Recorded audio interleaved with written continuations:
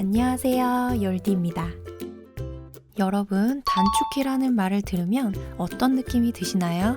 왠지 컴퓨터를 아주 잘 사용하는 사람들이 키보드만 척척 눌러서 사용하는 기능이라고 생각하시나요?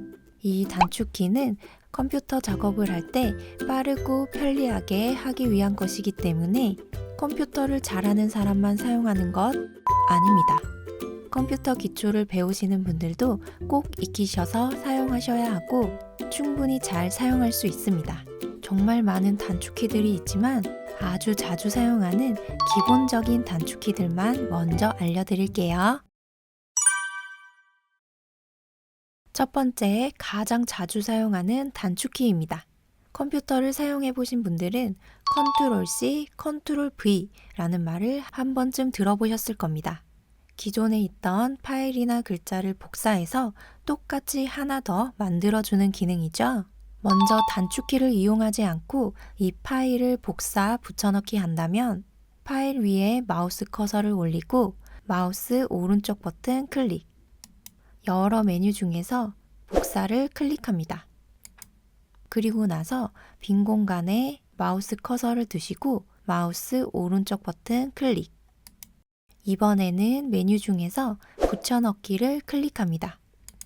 단축키를 사용하지 않는다면 이런 방식으로 이 파일을 이렇게 복사할 수 있습니다.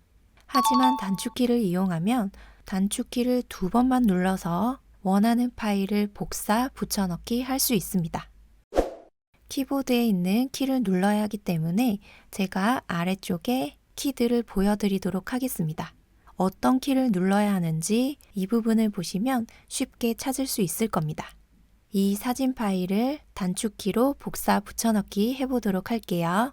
복사할 사진을 먼저 선택합니다. 이렇게 선택한 상태에서 키보드에 컨트롤과 C 키를 동시에 눌러주세요. 동시에 누르는 것이 어렵다면 컨트롤 키를 먼저 누른 상태에서 C 키를 눌러주시면 됩니다. 눌러보도록 하겠습니다. 컨트롤 C 키를 동시에 눌렀습니다. 그런데 아무런 변화가 없죠? 하지만 우리가 복사 단축키를 눌렀기 때문에 선택한 파일이 복사가 된 상태입니다. 그리고 다시 키보드에 컨트롤 키와 V 키를 누릅니다. 붙여넣기 단축키 컨트롤 V를 누르는 순간 이 사진이 똑같이 복사돼서 나타납니다. 그리고 이렇게 파일뿐만 아니라 우리가 입력한 글자도 복사, 붙여넣기 할 수 있습니다. 제가 메모장에 이렇게 글자를 입력했습니다. 이 글자를 똑같이 복사, 붙여넣기 해보도록 할게요. 복사할 글자를 이렇게 드래그해서 선택합니다. 선택한 상태에서 복사 단축키 컨트롤 C를 누릅니다. 붙여넣을 위치를 지정하겠습니다. 이 글자의 아랫줄에 넣어보도록 하겠습니다. 그리고 붙여넣기 단축키 컨트롤 V를 누릅니다. 네, 그럼 우리가 선택한 글자가 똑같이 복사, 붙여넣기 됩니다. 그래서 여러분도 느끼셨겠지만 이 컨트롤 C와 컨트롤 V 단축키는 짝꿍입니다. 항상 같이 사용해요. 복사만 해서는 아무런 변화가 없습니다. 반드시 붙여넣기, 컨트롤 V까지 눌러야 똑같은 파일이나 글자가 나타납니다. 이 폴더에는 3개의 사진 파일과 3개의 이미지 파일, 총 6개의 파일이 담겨 있습니다. 그럼 이 폴더에 있는 사진을 모두 선택하려면 어떻게 해야 할까요? 드래그로 이렇게 모두 선택할 수도 있지만 파일이 6개가 아니라 더 많은 파일이 담겨 있다면 드래그로 한 번에 쭉 선택하는 건 조금 불편하고 어렵습니다. 이럴 때 사용할 수 있는 아주 간편한 단축키가 있습니다. 전체 선택을 할 수 있는 단축키입니다. 키보드에 컨트롤과 A 키를 동시에 누르시면 이 폴더에 담긴 모든 파일을 바로 선택할 수 있습니다. 눌러보도록 할게요. 단축키 컨트롤 A만 누르면 이렇게 한 번에 모든 파일을 선택할 수 있습니다. 여러분 파일이나 폴더의 이름을 바꿀 때 어떻게 하셨나요? 이름을 바꿀 파일 위에 마우스를 이렇게 올리시고 마우스 오른쪽 버튼 클릭. 여러 메뉴 중에서 이름 바꾸기를 클릭해서 파일의 이름을 바꿨습니다. 이제는 여러 번 클릭하지 않고 키 하나만 누르시면 끝입니다.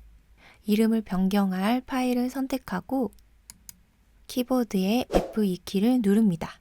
지금 이 키보드를 보시면 생략되어 있는 키들이 있습니다. 여러분의 키보드를 보시면 숫자 키 윗부분에 기능 키가 있을 겁니다. F1부터 F12가 적힌 키들이 여기에 쭉 있을 겁니다. 그 중에서 F2키를 누르시면 됩니다. 네, 누르시면 파일의 이름을 변경할 수 있도록 이렇게 파일명이 선택됩니다. 이 상태에서 원하는 이름을 입력하시면 되겠죠?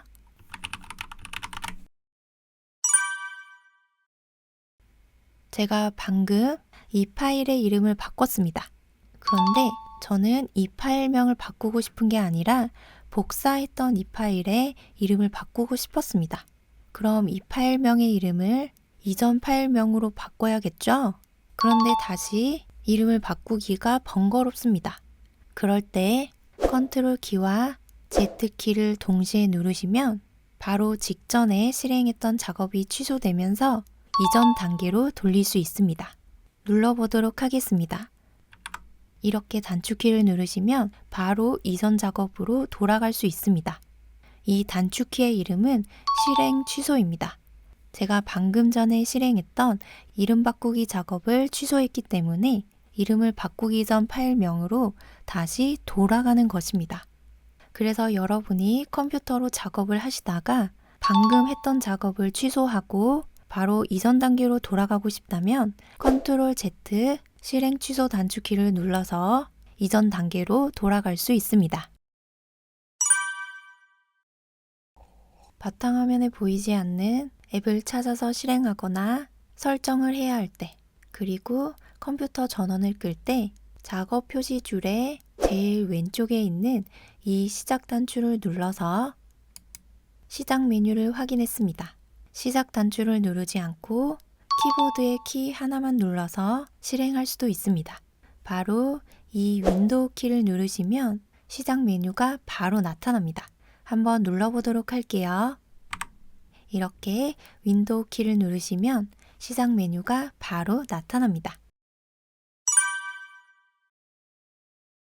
여러분이 바탕화면에 이렇게 여러 창을 띄워놓고 작업을 하시다가 이 창들로 가려진 바탕화면을 확인해야 할 때가 있습니다.